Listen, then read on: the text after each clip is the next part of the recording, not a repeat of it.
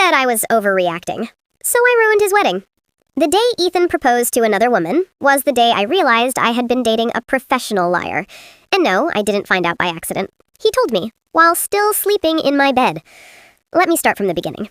I met Ethan when I was 24. He had this calm, intelligent vibe, the I've been hurt before personality that makes you want to love him extra carefully. And I did, for 4 years. 4. He always said he didn't believe in rushing marriage, said men need to be financially stable first, said love alone wasn't enough. And because I wanted to be mature, supportive, different from other girls, I agreed.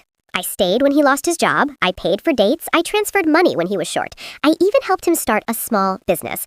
Not because he forced me, but because he would sigh and say, I feel like less of a man when I can't provide. And I didn't want him to feel small. Meanwhile, anytime I mentioned marriage, he'd smile and say, Nora, relax, why are you in a rush?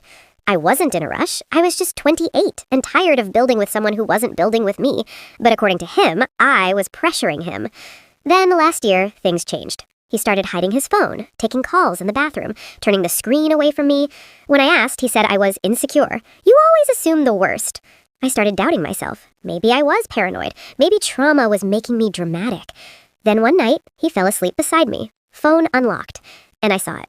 A message from someone saved as M. Hart. I can't wait to officially be Mrs. Cole. Mrs. Cole? My heart stopped.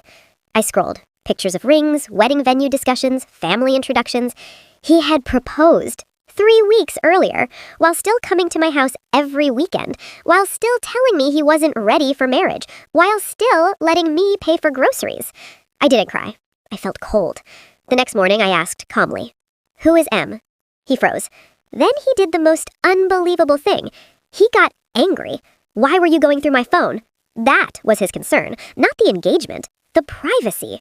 I laughed. You proposed to someone else. He sighed like I was exhausting. It's not that simple. Oh, really? He said his family liked her, said she came from a stronger background, said it would help him level up. And then he said something I will never forget. You know I love you, but this one makes sense long term. Makes sense. So I was emotion, she was investment. I stared at him and realized something terrifying.